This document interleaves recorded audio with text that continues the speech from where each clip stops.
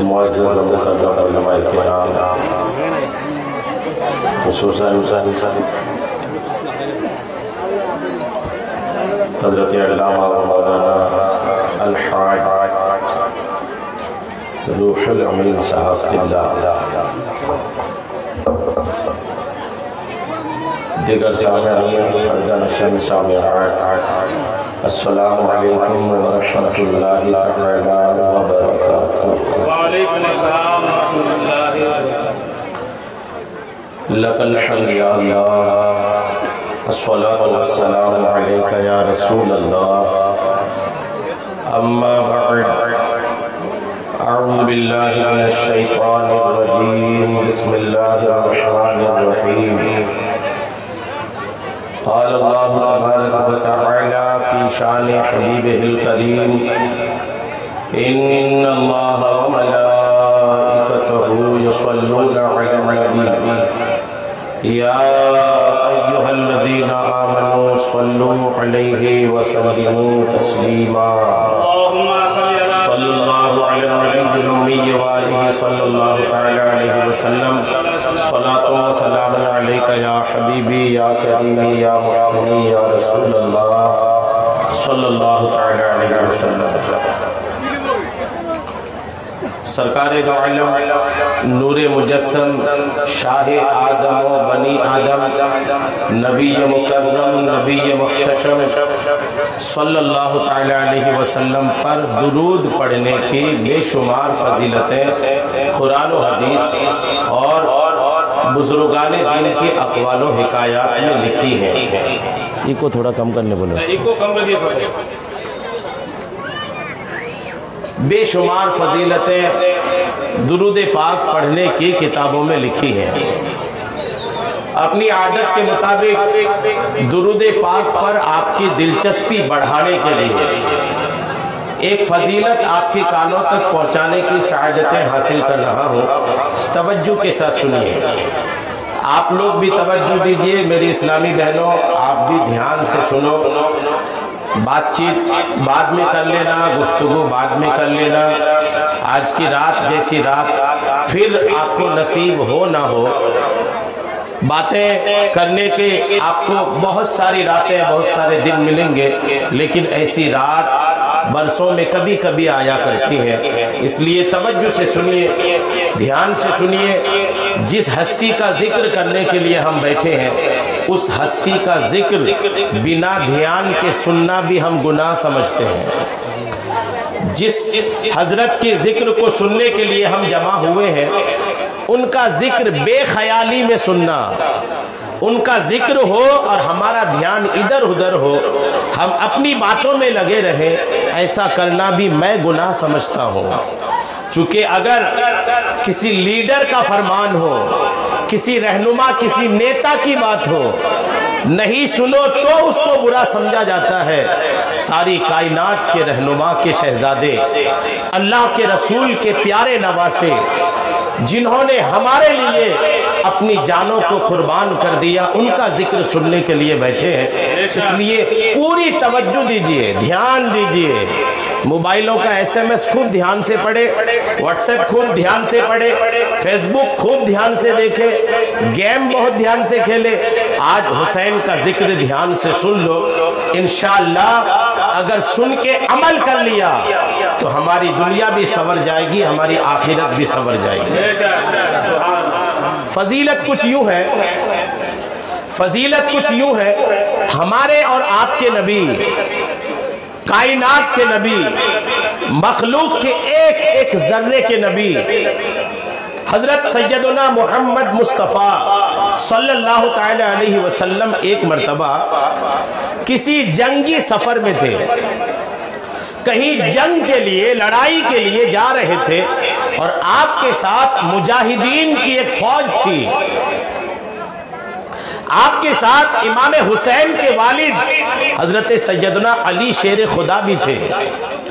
जहां हमारे नबी को जाना था, जब वो जगह करीब आई, थोड़ा इको और कम करो, जब वो जगह करीब आई जहां हुजूर अलैहिस्सलाम को लड़ना था, जब वो जगह करीब आने लगी आकाई नामदार मदीने के ताजदार ने इरशाद फरमाया, सहाबियों, जिनके पास जो भी खाना है, जिनके पास खाने की जो चीज है, जमा करो, खाना खा लें। चूंकि जहां हमें लड़ना है वो जगह चूंकि करीब है, अगर लड़ाई शुरू हो गई तो हम लोग खाने के मामले में पीछे रह जाएंगे, भूखे होंगे तो लड़ नहीं पाएंगे, फिर वहां खाने का मौका मिला ना मिला, इसलिए यही खाने से फारिग हो जाओ, खाने से फुर्सत हासिल कर लो।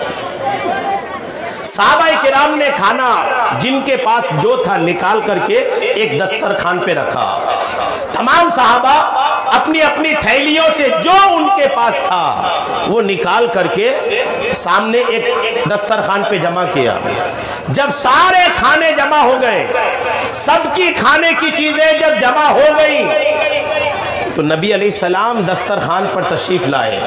आका कभी दस्तरखान को देखते हैं, कभी अपने सहाबा को देखते हैं, कभी दस्तरखान को देखते हैं, कभी अपने साथियों को देखते हैं। वो इसलिए कि जिस दस्तरखान पर तमाम सहाबा ने अपनी थैलियों से खाना निकालकर जमा किया था, खाने की शक्ल में सिर्फ सूखी रोटियां थी, सालन कुछ भी नहीं था, सब्जी नहीं थी, सिर्फ सूखी रोटियां थी। सहाबा हुजूर को देख रहे हैं, हुजूर सहाबा को देख रहे हैं।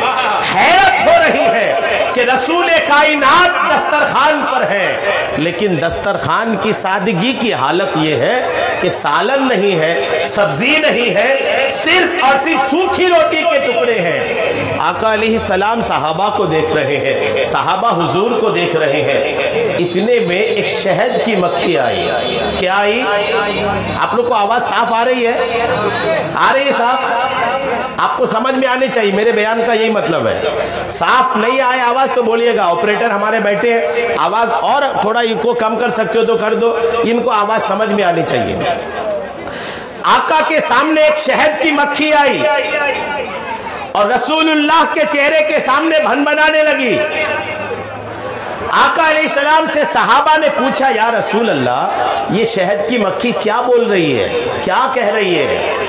आका ने इरशाद फरमाया, ये शहद की मक्खी बोल रही है, या रसूल अल्लाह, हमने आपका सालन से खाली बिना सब्जी वाला दस्तरखान जब से देखा है, हमें बड़ी तकलीफ हो रही है, हम परेशान हैं कि रसूलुल्लाह का दस्तरखान है और इसमें सब्जी नहीं है, इसमें सालन नहीं है। या रसूल अल्लाह, हमने यहां से कुछ दूर शहद जमा करके रखा है, हमें अगर शहद लाके देने की ताकत होती, या रसूल अल्लाह, हम लाकर आपके कदमों पे जमा कर देते, लेकिन या रसूल अल्लाह, हमें वो ताकत नहीं है कि हम लाकर आपके कदमों में जमा करें। या रसूल अल्लाह, आप अपने किसी सहाबी को हमारे साथ भेजिए ताकि हमने जो वहां शहद जमा करके रखा है वो शहद लेकर आए और आप सूखी रोटी नहीं बल्कि शहद जैसे लजीज चीज के साथ आप रोटियां तनाउल फरमा सके। शहद की मक्खी ने आके अर्ज की, प्यारे आका अलैहिस्सलाम किसको भेजते हैं? देखिए, इमाम हुसैन के वालिद पाक सैयदा फातिमा के सर के ताज हजरत सैयदना अली मुश्किल कुशा रज़ियल्लाहु ताला अन्हु को आका इरशाद फरमाते हैं, ए अली, इस शहद की मक्खी के पीछे पीछे जाओ और जहां इन्होंने शहद जमा करके रखा है वहां से शहद लेकर आओ। चुनांचे अली है, शेर खुदा है, इमाम हुसैन के वालिद है, शहद की मक्खी के पीछे पीछे जाते हैं। शहद की मक्खी जहां शहद जमा करके रखी थी, अली वहां पहुंचते हैं। अली को पहुंचना था कि उस शहद की मक्खी के घर में जितनी सारी मक्खियां थी, अली को देखकर सबने घर खाली कर दिया और खाली करके ये पैगाम दिया, ए रसूलुल्लाह के दामाद, ए हसनैन करीमैन के बाबा जान, ए फातिमा ज़हरा के सरताज, आपको जितनी शहद निकालनी है आप निकाल लो, हमारी शहद आपके कदमों में हाजिर है। अब इनको कोई मंत्र पढ़ने की जरूरत नहीं है, कोई जादू पढ़ने की जरूरत नहीं है, बदन में कुछ ओढ़ने की भी जरूरत नहीं है कि मक्खियां काटेंगी, जी नहीं, यहां तो मक्खियां खुद को अली के कदमों में कुर्बान कर रही है। हजरत अली है, हजरत अली ने शहद निकाला, रसूलुल्लाह के पास तशरीफ लाए, रसूलुल्लाह भी और सहाबा भी शहद से रोटियां जब खा के फारिग हो गए, जब खाना खा लिया, वही शहद की मक्खियां दोबारा आई रसूलुल्लाह के चेहरे के सामने, फिर आके भनभनाने लगी। सहाबा पूछते हैं या रसूलुल्लाह अब ये शहद की मक्खी क्या कह रही है? आका इरशाद फरमाते हैं अब ये खुद नहीं बोल रही है, मैंने इनसे कुछ पूछा है और मेरे सवाल का जवाब दे रही है। सहाबा पूछते हैं या रसूलल्लाह आप शहद की मक्खी से क्या पूछ रहे हैं? आका इरशाद फरमाते हैं मैंने जब शहद खाया बहुत लजीज और बहुत मीठा पाया, मैंने शहद की मक्खियों से पूछा, शहद की मक्खियों तुम तो हो मक्खियां, फिर इतनी लजीज शहद तैयार कैसे करती हो? आका पूछते हैं, शहद की मक्खियां जवाब देती है या रसूल अल्लाह हम अपने घरों से फूलों के चमन में जाते हैं, फूलों के पास जाते हैं, फूलों की रसों को चूसते हैं और अपने घरों में लाकर उगल देते हैं। या रसूल अल्लाह फूलों के वही रस से शहद तैयार होता है। रसूलुल्लाह पूछते हैं ए शहद की मक्खियों फूलों का रस तो फीका होता है, शहद में इतनी शदीद मिठास, शहद में इतनी तेज मीठापन कहां से आता है? शहद की मक्खियों का जवाब सुनिए। शहद की मक्खियां अर्ज करती है या रसूल अल्लाह अल्लाह ने हमें हुक्म दिया है, रब ने हमें सिखा रखा है कि जब हम अपने घर से फूलों के चमन में जाएं तो भी आप पर दुरूद पढ़ें, और जब फूलों के रसों को अपने मुंह में जमा कर ले, वापस अपने घर में आए, आते हुए पर भी आप पर दुरूद पढ़े। या रसूल अल्लाह फूलों के रस तो फीके होते हैं, उन फीके रसों में शहद की मिठास जो पैदा होती है वो आप पर दुरूद पढ़ने की बरकतों से पैदा होती है।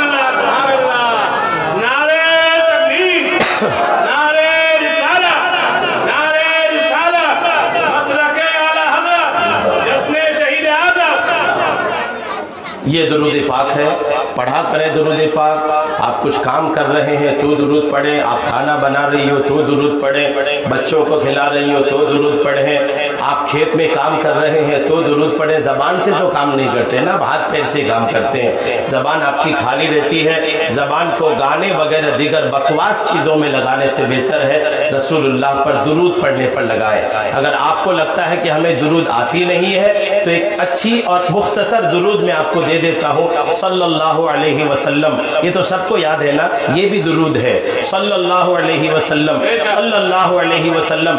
इसी की रट लगाते रहे, आप एक एक बार पढ़ते रहिएगा, दुरूद होती रहेगी। जी लगाकर मोहब्बत से बरकतें हासिल करने के लिए दुरूद पाक आप लोग धीरे से पढ़िए, आप लोग बुलंद आवाज से पढ़िए। अल्लाहुम्मा सल्ली अला सय्यिदिना शफीअना हबीबना मौलाना मुहम्मदिन बारिक वसल्लिम, सलातो व सलामुन अलैका या हबीबी या करीमी या मुहसिनी या रसूल अल्लाह सल्लल्लाहु तआला अलैहि वसल्लम। जब मैं बैठा था तो कुछ उठ रही थी, कुछ उठ रहे थे। अब मुझे लग रहा है कि महफिल जमी है, अब जो है वो सुनेंगे, तो आप लोग बैठिए। इमाम हुसैन का जिक्र है, उस हुसैन का जिक्र है जिन्होंने हमारे लिए, शरीयत के लिए, दीन के लिए, हम तक अच्छी शरीयत पहुंचे, हम तक वही दीन पहुंचे जो उनके नाना जान ने लाया है। इसीलिए हुसैन ने शहादत दी। जब वो हमारे लिए जान दे सकते हैं, क्या हम उनका जिक्र खामोशी से सुन नहीं सकते?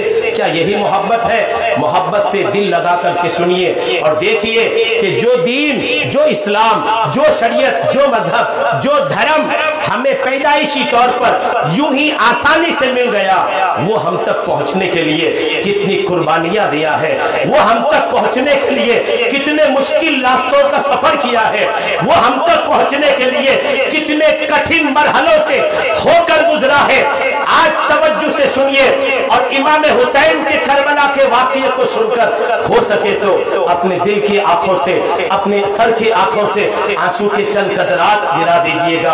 हमें यकीन है कि जिक्र हुसैन में गिरने वाला आंसू का एक एक कतरा आपके मीज़ान अमल में, आपकी नेकियों के पल्ले में, वो पल्ला जिसमें आपके नेकी बदी को तौला जाएगा, उसमें आपकी नेकियों को भारी करता नजर आएगा। और हमें तो यकीन है कि जो हुसैन की मोहब्बत में आंसू गिराना जिसको नसीब हो गया, कयामत के दिन उसे हुसैन की सरदारी में जन्नत में रहना नसीब होगा। इमाम हुसैन करबला लड़े क्यों थे? बेसिक बात तो यही है ना, बरसहा बरस से सुनने लड़ाई हुई थी, क्यों हुई थी? इमाम हुसैन यजीद के खिलाफ क्यों खड़े हुए? खलीफा तो सिद्दीक अकबर भी बने थे ना, इस्लाम के 4 खलीफा मशहूर है, जानते हैं ना। हमारे यहाँ दिक्कत यही है, हमें बेसिक चीजें भी पता नहीं रहती। लेकिन आप सुनिए, आपको मैं एकदम शुरुआत से लेता हूं। हमारे नबी के इंतकाल के बाद खलीफा कौन बने? सिद्दीक अकबर। उनके बाद जब इनका इंतकाल हुआ तो कौन बने? उमर फारूक आजम। हजरत उमर के इंतकाल के बाद उस्मान गनी, फिर हजरत अली, फिर हुसैन के बड़े भाई हसन, फिर अमीर मुआविया रजी अल्लाह ताला अन्हु। इमाम हुसैन से पहले चारों खुलफाए राशिदीन के अलावा इमाम हसन भी खलीफा बने, अमीर मुआविया भी खलीफा बने। इमाम हुसैन सिद्दीक अकबर के खलीफा बनने के बाद खामोशी से मान लेते हैं। हजरत उमर खलीफा बने, हुसैन ने माना, सर झुकाया। हजरत उस्मान गनी खलीफा बने, हुसैन ने सर झुका के माना। हजरत अली खलीफा बने, हुसैन सर झुका के मान लेते हैं। हसन खलीफा बने, मान लिया। खुद यजीद के वालिद अमीर मुआविया खलीफा बने, हुसैन तब भी मान लिए। इतने सारे खलीफाओं को मानने के बाद जब यजीद कुर्सी पर बैठा, हुसैन ने मानने से इनकार कर दिया। हुसैन ने रद्द किया, ए यजीद, हुसैन का सर कट सकता है लेकिन तेरे हाथ में हाथ दे दे, ये हुसैन से हो नहीं सकता। हुसैन से पूछो, ए मेरे प्यारे हुसैन, ए मेरे लाडले हुसैन, अपनी जान आपके कदमों पे कुर्बान, ए मेरे हुसैन, आखिर आप इनसे पहले सारे खलीफाओं को मान लिया, यजीद को क्यों नहीं माने? यजीद को मानने से आपको परेशानी क्या थी? यजीद के हाथ में हाथ देने से आपको दिक्कत क्या थी? क्या वो बात थी जिसकी वजह से हुसैन ने यजीद को मानने से इनकार किया? कौन सी वो बात थी? दरअसल जब अमीर मुआविया का इंतकाल हुआ, अमीर मुआविया को जानते हैं ना, यजीद के वालिद का नाम है अमीर मुआविया। किन के वालिद का? बोलिए ना, कुछ आप भी बोलिए तो सीखिएगा। मेरे बयान का मकसद सिर्फ मुझे बोल के चले जाना नहीं होता, मैं कोई हुनरमंद नहीं कि हुनर दिखा के चले जाऊं। मेरा काम है आपको कुछ समझाना। अगर आप कुछ समझना चाहते हो तो ज़हन भी हाजिर रखो, कुछ बोलने बोलूं तो बोला भी करें। यजीद के वालिद का नाम क्या है? अमीर मुआविया। बोलिए क्या नाम है? अमीर मुआविया। अमीर मुआविया का जब इंतकाल हुआ, अमीर मुआविया ये मुसलमानों के हाकिम थे, और जब अमीर मुआविया मुसलमानों के हाकिम थे, हजरत इमाम हसन और हुसैन का हजरत अमीर मुआविया से रिश्ता बहुत मजबूत था, मोहब्बतों का रिश्ता था, इश्क का रिश्ता था, लगाव था। अमीर मुआविया भी इमाम हुसैन से मोहब्बत करते थे, इमाम हुसैन भी अमीर मुआविया से मोहब्बत करते थे। अमीर मुआविया से इमाम हुसैन को कोई दिक्कत नहीं थी, कोई परेशानी नहीं थी।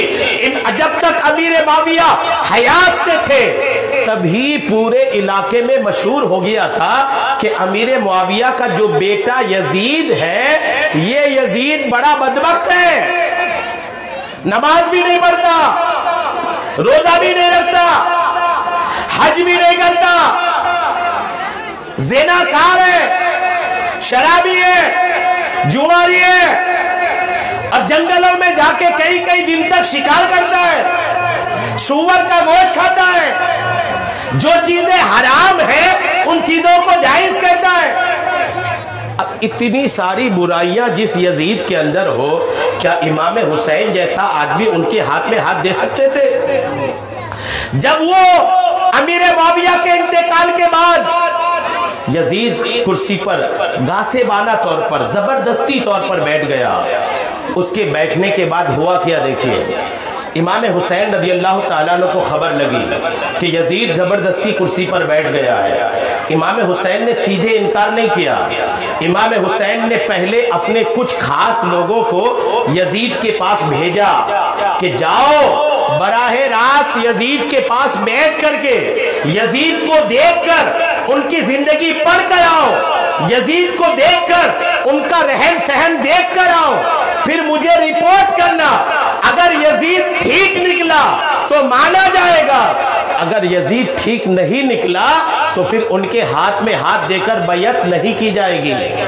पहले कुछ लोगों को भेजा, कमेटी बनाकर भेजा, और ऐसे लोगों को भेजा जो मुत्तकी थे, परहेजगार थे, तकवाशियार थे। जब ये लोग गए यजीद के पास, यजीद को देखा नमाजों के वक्त सोता रहता है, यजीद को देखा शाम होते होते शराब के नशे में मस्त हो जाता है, यजीद को देखा हराम चीजों को हलाल कहता है, यजीद को देखा सगी बहन सगी फुप्पी से शादी करने को जायज कहता है, यजीद को देखा सुअर का गोश्त खाता है, यजीद को देखा एक बार शिकार के लिए जंगल में निकल गया तो कई दिन तक जंगल में पड़ा रह जाता है। जब इमाम हुसैन के लोग आकर के इमाम हुसैन को रिपोर्ट पेश किया, आकर के बताया कि ये हाल है यजीद का, तो इमाम हुसैन ने कहा कि जब यजीद इतना बदबख्त है तो फिर सर तो दिया जा सकता है, लेकिन यजीद के हाथ में हाथ नहीं दिया जा सकता। सर दिया जा सकता है। अब इमाम हुसैन से कोई पूछे, ए मेरे हुसैन, अगर आप हाथ दे देते तो आपका सर बच जाता, आपकी जान बच जाती, आपके साथ साथ आपके खानदान वालों की जान बच जाती। ए मेरे हुसैन, भला आपने हाथ दे करके अपनी जान की हिफाजत क्यों नहीं की? तो इमाम हुसैन की रूह से जवाब आएगी, ए मेरे पूछने वाले, अगर मैं हुसैन अली का बेटा, रसूलुल्लाह का नवासा, अगर यजीद जैसे आदमी के हाथ में हाथ देकर बैयत कर लेता तो कयामत तक के लोग गुमराह हो जाते, मुसलमान गुमराह हो जाते, यजीद शरीयत को बदल देता, यजीद मेरे नाना के उस दीन को, जिस दीन को मेरे नाना ने अपने खून दे करके सींचा है, जिस दीन को मेरे नाना ने पत्थरें खा के जिस इस्लाम के दरख्त को सरसब्ज़ो शादाब किया है, उस दरख्त को ये यजीद एक पल में मुरझा देने की कोशिश कर रहा था।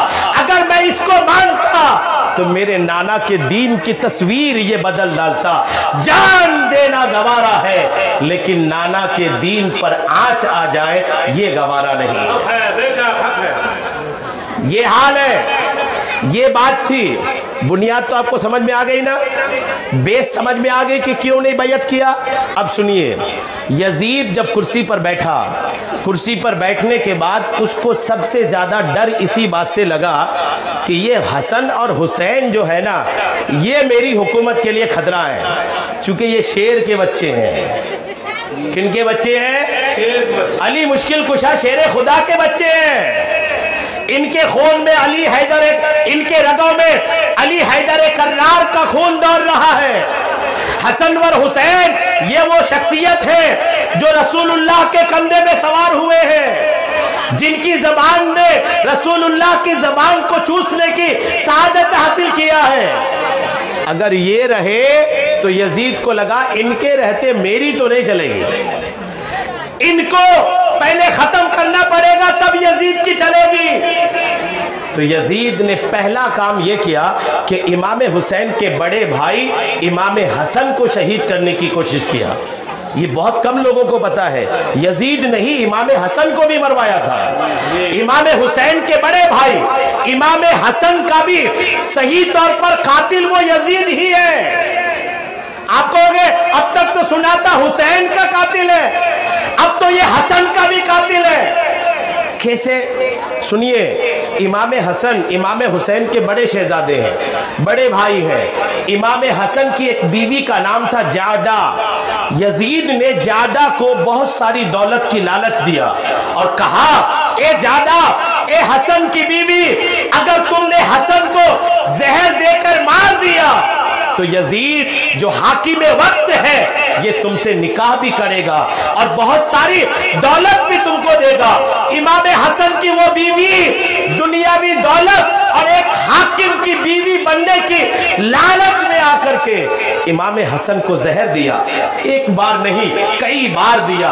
कुछ हद तक जहर तो इमाम हसन के बदन पर असर ही नहीं किया।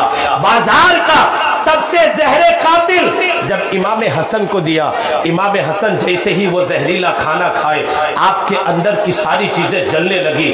आप पर नज़ा का वक्त आ गया। वो वक्त आ गया जिसमें आपके सामने मौत खड़ी थी। इमाम हसन ने जल्दी से किसी को भेजकर इमाम हुसैन को बुलवाया, अपने छोटे भाई को बुलवाया। और जैसे ही वो आए, हुसैन ने देखा कि मेरे बड़े भाई के सामने मौत खड़ी है। पूछा, ए मेरे भाई जान, जरा बताओ तो सही कि आपको जहर दिया किसने है? आपको जहर देने वाला है कौन? आपको शक किस पर है? आप जरा बता दें। हसन को देखिए, इमाम हसन कहते हैं कि ए मेरे भाई, हमारे बारे में दुनिया ये जानती है कि हम गुनहगारों की शफाअत करा के जन्नत में ले जाएंगे। दुनिया हमसे बदला लेने का शेवा नहीं जानती। दुनिया हमारे बारे में जानती है कि हम लोगों को माफ करने वाले हैं। ए हुसैन, अगर मैं जिसके बारे में यकीन करता हूं कि उसी ने मुझे जहर दिया है तो इंसाफ देने वाला मेरा खुदा है, और अगर जिसके बारे में मैं नहीं सोचता कोई दूसरा अगर हो और मैं नाम बता दिया तो दूसरा आदमी मारा जाएगा। इसलिए हुसैन खामोश रहो। और उसी वक्त मरते मरते इमाम हसन ने अपने छोटे भाई हुसैन को कह के गए थे, ए मेरे भाई हुसैन, कूफा वालों की गद्दारी से बच के रहना, कूफा के नौजवानों की बेवफाई से बच के रहना। कहीं ऐसा ना हो जाए कि कूफा के लोग अपनी मीठी मीठी बातों में तुमको फंसा करके तुम्हारी जान के भी प्यासे हो जाए। इतना कहने के बाद इमाम हसन रज़ी अल्लाह ताला अन्हो की रूह परवाज कर जाती है। तो आप यकीन जाने, इमाम हसन का कातिल भी दर हकीकत वो यजीद बदबख्त ही है। जब यजीद के कत्ल से वो फारिग हो गया, उधर मत ध्यान दीजिए, वो कौम ही ऐसी है, इनके कान में अगर फूंक भी दो ना तब कोई इनको असर नहीं होती। अल्लाह रहम करे तुम लोगों पर। खुदा के बंदियों, चुप रहो थोड़ी देर चुप रहकर जिक्र हुसैन सुनो। जिनको जाना है, ये तो इनकी तो एक जाएगी तो दो को उठा के लेके जाएगी। जिनको जाना है चुपचाप उठ के चली जाओ, और बैठी हो तो थोड़ी देर चुपचाप सुनो। आप लोग ध्यान दीजिए, मैं इनसे मुझे उम्मीद पहले भी नहीं है, क्योंकि आज मैं पहली बार स्टेज में नहीं बैठा हूँ। इनसे उम्मीद कम ही रहती है, इसलिए मेरा ध्यान आपकी तरफ है। आप मेरी तरफ रहिए और आप सुनिए, और जो आप में से बैठे रहना चाहती हैं आप बैठे रहिए और अच्छे से सुनिए जिक्र हुसैन को। अपनी आलो औलाद के बारे में आप तो खुद सुनती और अपने औलाद से मोहब्बत करती हो ना। आज फातिमा के बेटों के बारे में सुन के जाओ, फातिमा के लाडलों के बारे में सुन के जाओ। और अपने बेटों से मोहब्बत करने वालियों, अगर तुम्हारे दिल में अपने बेटे से ज्यादा जब तक फातिमा के बेटों की मोहब्बत आ नहीं जाएगी तब तक तुम्हारा ईमान भी मजबूत नहीं होगा।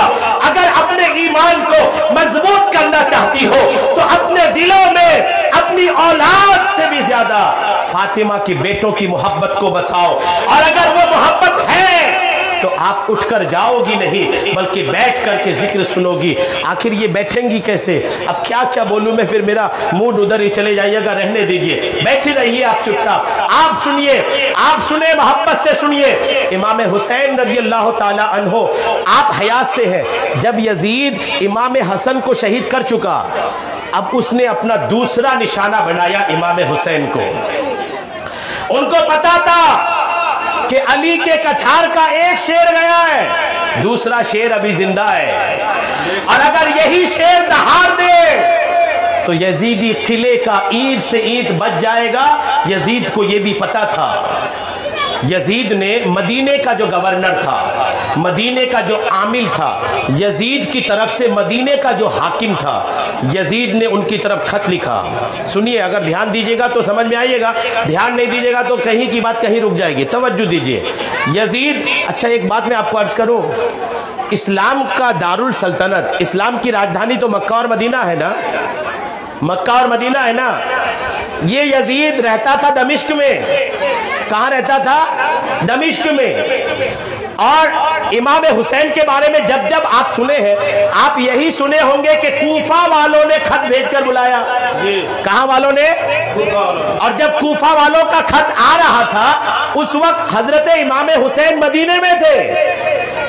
आखिर राजधानी में बैठ करके किसी दूसरी जगह जाने की जरूरत क्या थी? नोट कीजिए, दिल्ली में बैठ करके कोई कलकत्ता आएगा? निजाम हुकूमत दिल्ली से न चलती है। मदीने में इमाम हुसैन है, खत आ रहे कूफा से। कोई पूछे कि जब हमारी राजधानी मदीना है और हुसैन आप खुद मदीने में हो, तो फिर कूफा वालों के खत पर तवज्जो क्या देना? कभी आप इस पर गौर किया? गौर किया आपने? आप गौर कीजिए और पर्दा उठाता हूं आज। दरअसल हुआ यह था कि जब तक रसूलुल्लाह रहे, हुकूमती तौर पर, सियासी तौर पर मदीना राजधानी था। सिद्दीक़ अकबर के दौर में, चारों खुलफाए राशिदीन के दौर में, यहां तक के इमाम हसन तक इस्लाम की राजधानी सियासी तौर पर भी, हुकूमत के तौर पर भी मदीना ही था। इमाम हसन से अमीर मुआविया का कुछ इख्तिलाफ हुआ। इमाम हसन ने खुशी के तौर पर अपनी रजामंदी से अमीर मुआविया को हुकूमत दे दी। कहा ठीक है, आप हुकूमत करो। अमीर मुआविया ने क्या किया था? हुकूमत जब उनको मिली तो वो राजधानी मदीने से ले जाकर के कहां बना दिया? दमिश्क बना दिया, कूफा बना दिया। जब उस तरफ ले जाकर के राजधानी बना दी तो अमीर मुआविया से लेकर यजीद तक राजधानी उधर ही रही है। अब राजधानी सियासी तौर पर की बात कर रहा हूं, रूहानी तौर पर और अकीदत और मोहब्बत की तौर पर हमारी राजधानी कल भी मदीना थी, आज भी मदीना है, कयामत तक मदीना ही रहेगा। लेकिन सियासी तौर पर, हुकूमती निजाम के तौर पर राजधानी दमिश्क बना चुके थे, कूफा बना चुके थे। अब जब राजधानी सियासी तौर पर कूफा था तो फिर होना यही था ना कि कूफा के लोग वहां बुला रहे थे इमाम हुसैन को। यजीद ने मदीने के गवर्नर को, सुनिए, मदीने के गवर्नर को खत भेजा और खत भेज के कहा कि हुसैन को बुलाओ, और बुला करके पहली फुर्सत में हुसैन से मेरे नाम की बैयत लो। अगर वो बैयत नहीं करते हैं तो माज़अल्लाह उनके सर को उनके गर्दन से अलग कर दो। जब वो खत मदीने के आमिल के पास पहुंचा, मदीने का आमिल इमाम हुसैन को बुलवा भेजा।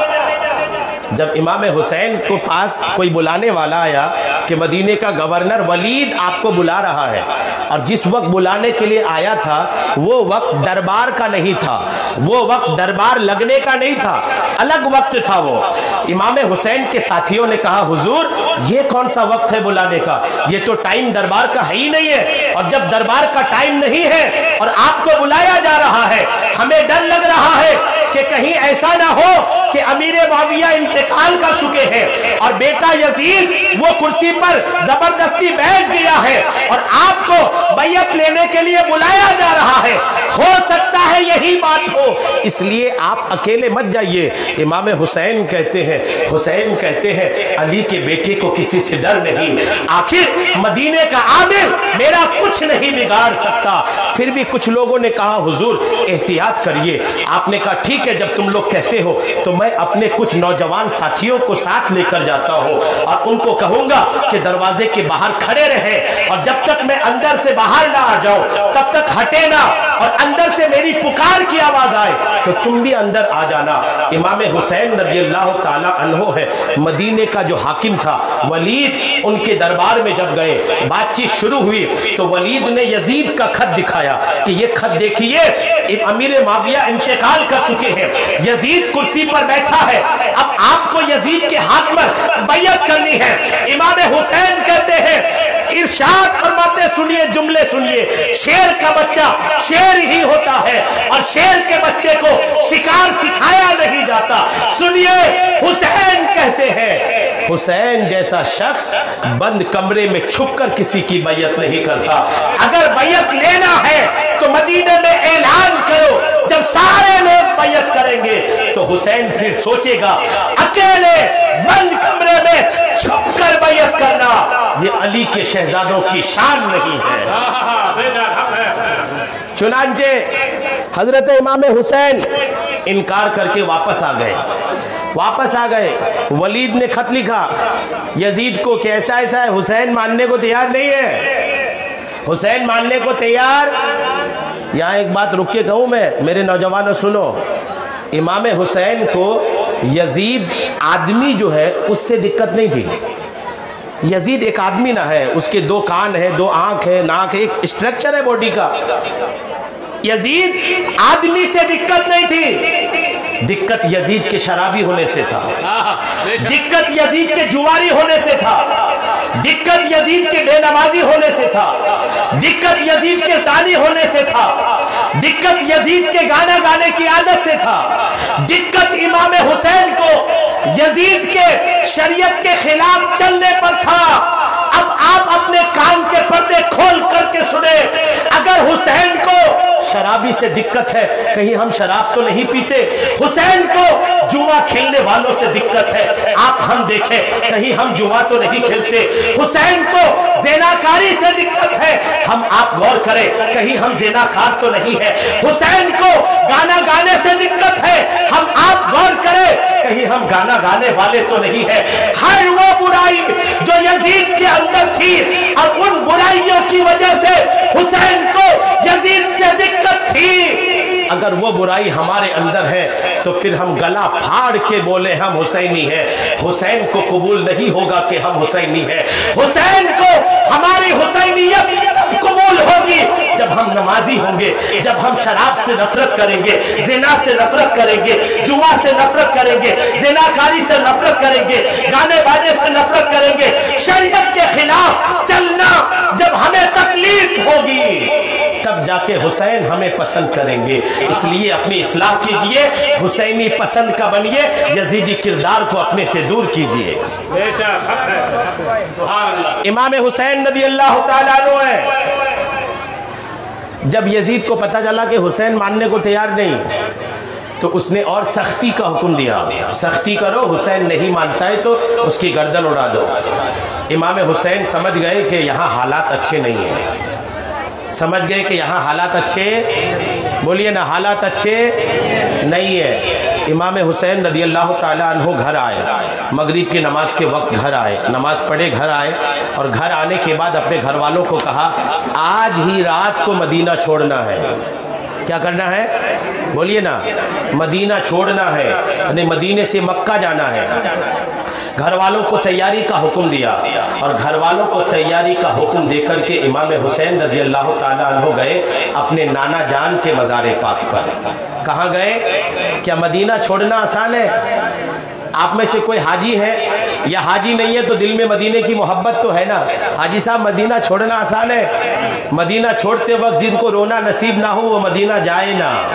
मदीने की गलियां, मदीने की आबो हवा, उलमा कहते हैं बहुत सारे बुजुर्ग मदीने पाक की गलियों के किनारे किनारे चलते थे, बीच से नहीं चलते थे। पूछा गया बीच से क्यों नहीं चलते तो जवाब देते थे बीच से इसलिए नहीं चलते कि ये वो रास्ते हैं जिस रास्तों पे रसूलुल्लाह का कदम पड़ा है। कहीं ऐसा ना हो कि मेरा कदम वहां गिरे जहां रसूलुल्लाह का कदम गिरा है और बेअदबी हो जाए। इतनी मोहब्बत जिस शहर से हो वो मदीना, जिस मदीने में मज़ार पाक पर 70,000 सुबह 70,000 शाम दुरूद सलाम के लिए फरिश्ते हाजिर हो, वो मदीना जिस पर हर आन हर लम्हा अल्लाह की रहमत बरसती हो। खुदा के बंदो, वो मदीना जिस मदीने की सरजमीन पर हमारे नबी का मुकद्दस जिस्म आराम फरमा है, क्या वो मदीना छोड़ना आसान है? हमारे हाजी साहब तशरीफ ले गए। अल्लाह आलिम को मदीना की हाजिरी नसीब करे।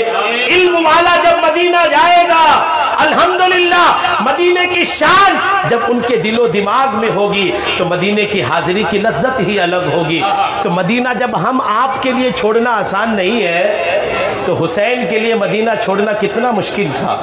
इमाम हुसैन अपने नाना जान की कब्र पे गए, मज़ार पाक पे गए और जाकर के खड़े हो गए चुपचाप। आंसुओं के कतरे आंखों से बहते जा रहे हैं, बहते जा रहे हैं। जबान है कि खुलने का नाम नहीं ले रही, दिल है कि बोलता जा रहा है, ये मेरे नाना जान, आज आपका मदीना छूटा जा रहा है। मदीने की वो गलियां जिसमें आपका हुसैन पला बड़ा है, मदीने की वो गलियां जिसमें हुसैन का बचपना है, मदीने की वो जमीन जिसमें हुसैन की माँ फातिमा आराम फरमा है, मदीने का वो कब्रिस्तान जिसमें हुसैन का बड़ा भाई हसन आराम फरमा है, मदीने की वो गलियां जिसमें ए नाना जान आपका नवासा पल बढ़ के बड़ा हुआ है। आज आपकी उम्मत के कुछ नाहंजार हाकिमों ने हुसैन पर मदीने में रहना एक तरीके से नाखुशगवार बना दिया है, मदीने में रहना हुसैन पर तंग कर दिया है।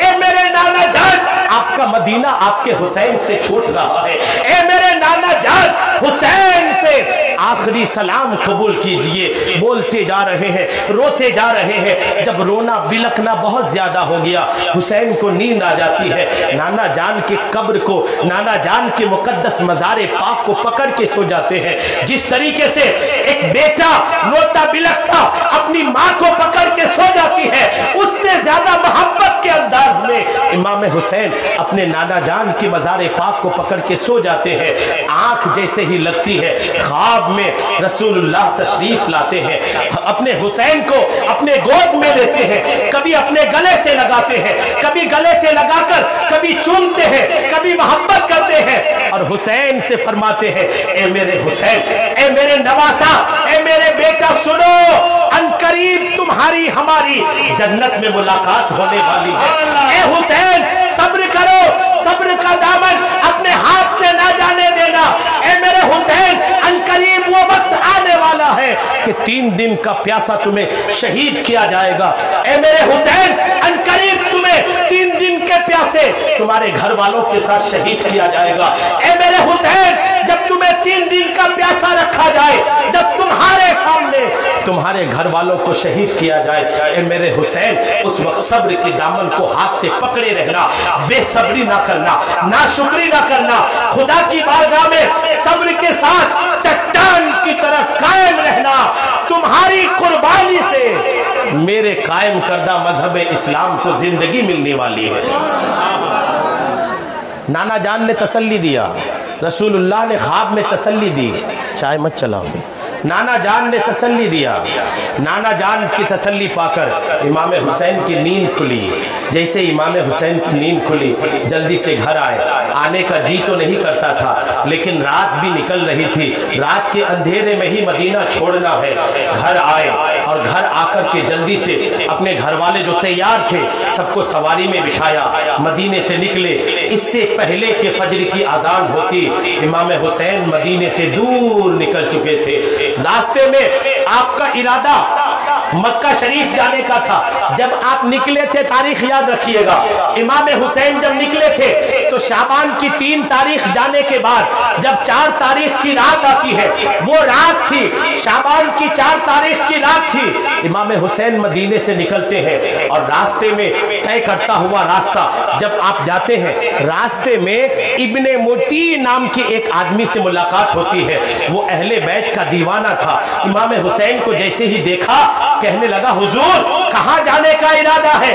इमाम हुसैन फरमाते हैं, अभी तो मक्का जा रहा हो। वो कहने लगे, हुजूर मक्का ही जाइएगा, इराक ना जाइएगा, कूफा ना जाइएगा, दमिश्क ना जाइएगा। मुझे डर लग रहा है कि जिस तरीके से आपके भाई को कूफा के गद्दारों ने धोखे से शहीद कराया, आपके बाप को कूफा के बेवफाओं ने शहीद किया, मुझे डर लग रहा है। ए हुसैन, आपके साथ भी गलत ना हो, मक्का ही जाइएगा। कूफा ना जाइएगा। इमाम हुसैन फरमाते हैं अभी तो मक्का ही जा रहा हो। इब्ने मोती कहते हैं हुजूर जब आप जा ही रहे हैं तो मेरे पर एक करम फरमा दीजिए, मुझ पर एक रहमत की नजर फरमा दीजिए। इमाम हुसैन फरमाते बोलो क्या काम है। वो कहते हुजूर मैंने जमीन में कुआं खोदा है और उस कुएं का पानी जब से मैंने खोदा है कुएं का पानी मीठा नहीं आ रहा है, पानी तीखा आ रहा है, खराब आ रहा है। हुजूर आप अपने मुंह का थूक डाल दीजिए, मुझे यकीन है कि आपके थूक की बरकत से कुएं का पानी मीठा हो जाएगा। आप फरमाते चलो कहाँ कुआं है। कुएं के पास गए, इमाम हुसैन ने फरमाया एक डोल पानी निकालो।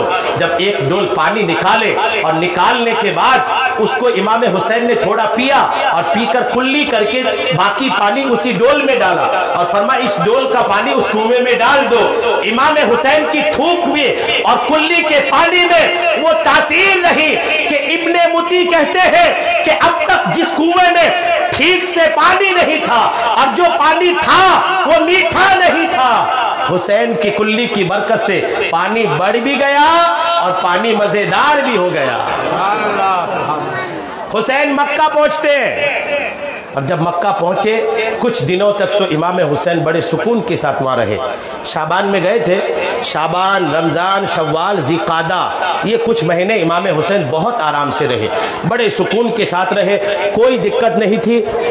हरम शरीफ था, हरम में एक से एक सहाबा थे, काबा था, बड़ी सुकून के साथ आप जी रहे थे। लेकिन वक्त को तो अपना पासा पलटना ही था। जब ज़िलहिज्जा की 8 तारीख होती है, यानी जिस दिन हाजी लोग मिना के मैदान में जाते हैं, मक्का शरीफ में हाजियों की भीड़ है, हजार की तादाद में, दूरों दराज से लोग हज करने के लिए मक्का आए हैं। लेकिन माहौल कुछ ऐसा बना है कि इमाम हुसैन को उसी दिन मक्का छोड़ना पड़ रहा है। ज़िलहिज्जा की 8 तारीख है, सारे हाजी मिना के मैदान की तरफ बढ़ रहे हैं। इधर इमाम हुसैन अपने घर वालों के साथ मक्का छोड़कर कूफा की तरफ जा रहे हैं। कूफा क्यों जा रहे हैं? सारे लोग मना कर रहे हैं, सारे चाहने वाले कह रहे हुजूर कहीं भी जाइए कूफा ना जाइए। हुसैन से पूछे हुजूर जब सब मना ही कर रहे थे तो आप कूफा क्यों गए? तो इमाम हुसैन का जवाब यह है कि कूफा से 150 खत आए थे। कितने खत आए थे? 150। बोलिए कितने? 150 खत आए थे। और जब 150 खत आए इमाम हुसैन के पास, और खत लिखने वाले ये लिख रहे थे कि ए हुसैन जब यजीद कुर्सी पर बैठा है हम यजीद को मानने वाले नहीं हैं, अगर आप आ गए तो हम आपके हाथ में बैयत करेंगे, और अगर आप नहीं आए हमें मजबूरी में यजीद के हाथ में बैयत करना पड़ा, और कयामत के दिन अगर खुदा ने हमसे पूछा लोगों यजीद के हाथ में बैयत क्यों की, तो खुदा की बारगाह में हम आपकी शिकायत कर देंगे कि हमने हुसैन को बुलाया, हुसैन आए नहीं थे।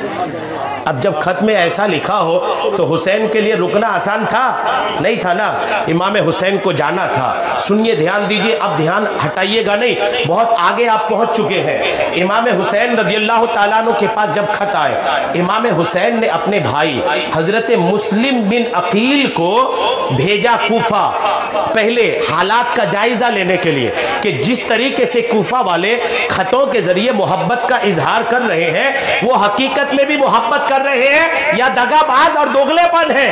पहले अपने भाई मुस्लिम बिन अकील को भेजा और कहा कि भाई जब आप कूफा जाओ, कूफा के हालात को देखना, अगर हालात अच्छे हो तो मुझे खत लिखना, मैं भी आ जाऊंगा, अगर हालात अच्छे ना हो तो मुझे आने का खत ना लिखना।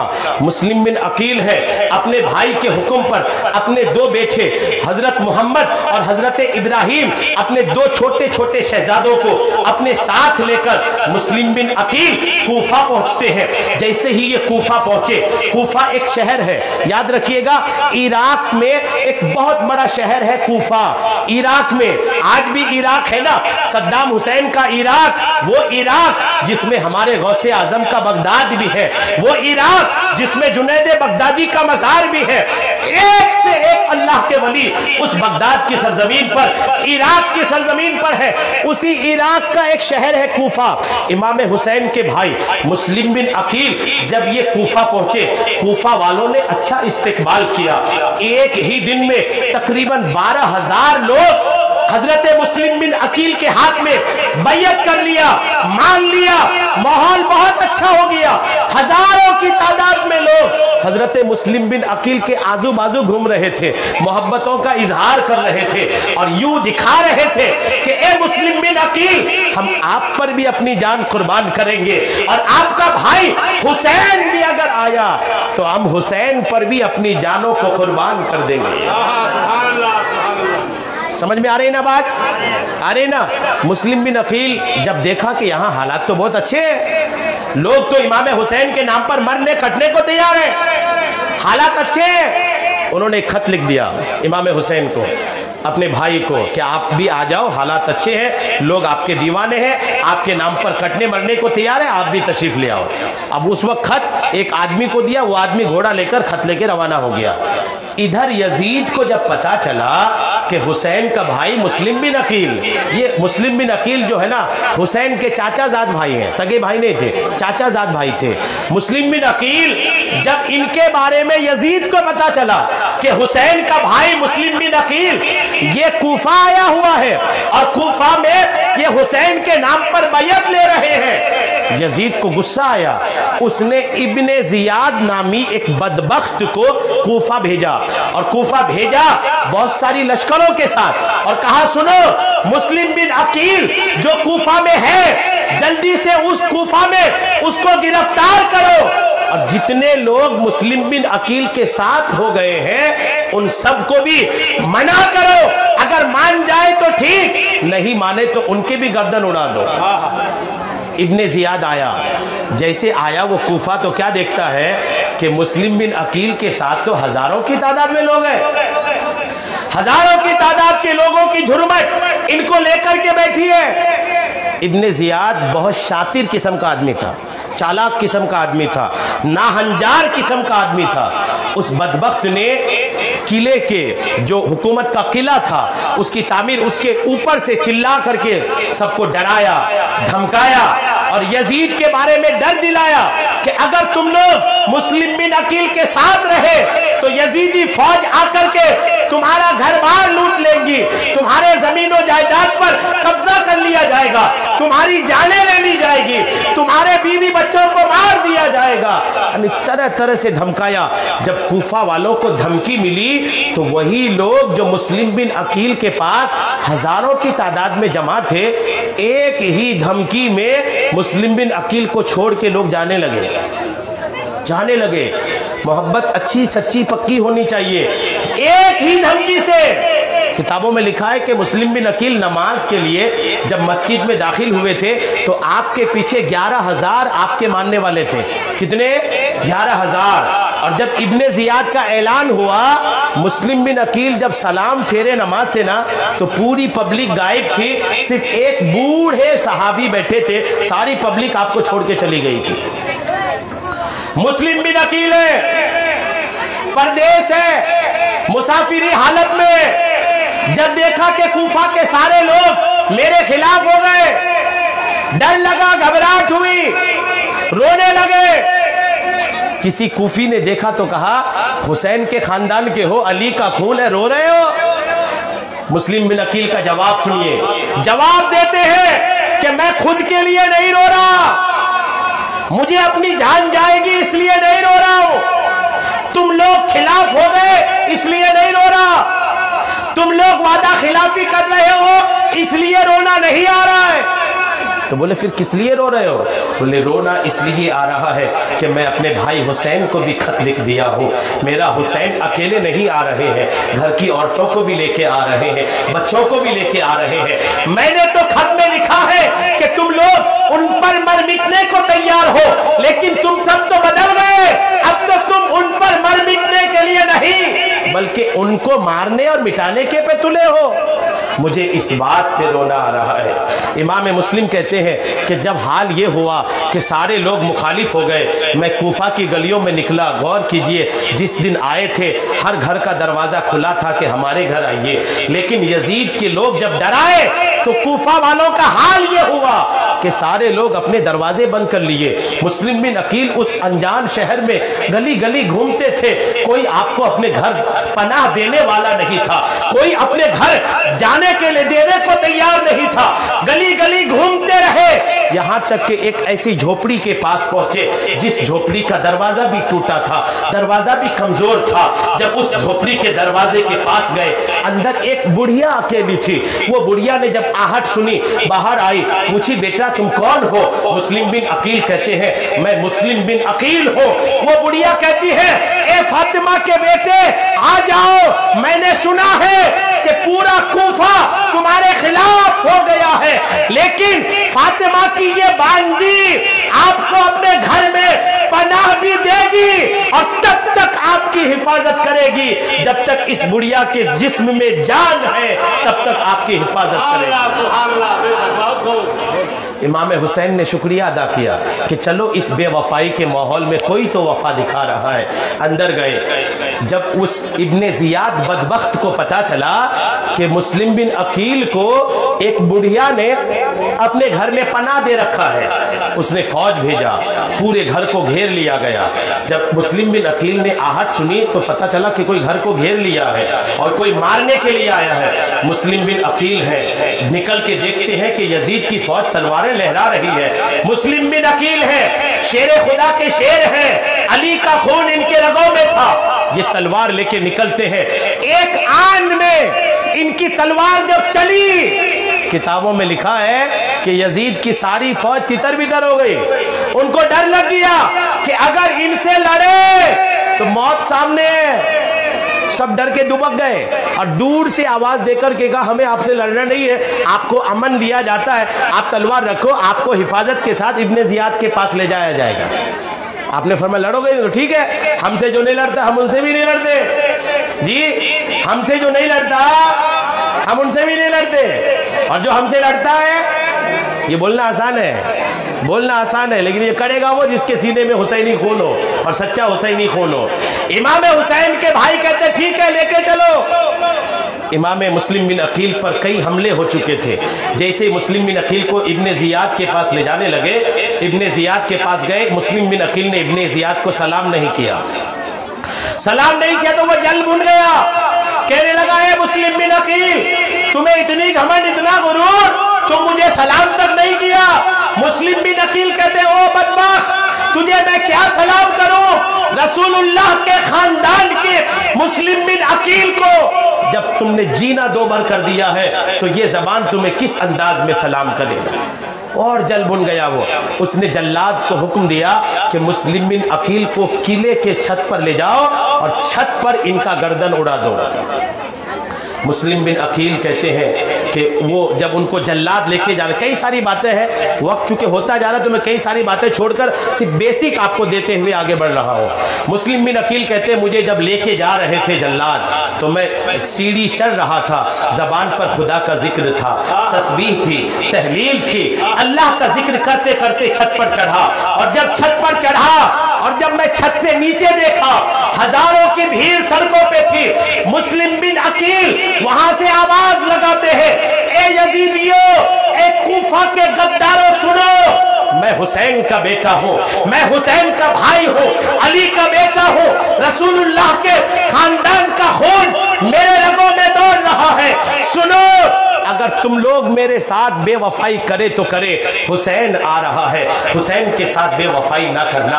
अगर तुम लोग मेरे साथ जो किया किया, अगर कलमा पढ़ने का लाज जरा सी भी तुम्हारे दिलों में है तो तुम में से कोई जल्दी से जाओ, मेरे हुसैन को जाके कह देना कूफा के हालात बदल गए हैं, हुसैन जहां है वहीं से वापस चले जाएं, कोई जाकर उनको खबर कर देना। इतना कह ही रहे थे कि वो जल्लाद हजरत मुस्लिम बिन अकील के सर पे तलवार चलाई और इमाम मुस्लिम बिन अकील के सर को तन से जुदा कर दिया। इन्ना लिल्लाहि लिल्लाहि व इन्ना इलैहि राजिऊन। करबला की शुरुआत हो गई। पहला खून करबला के नाम पर पहला खून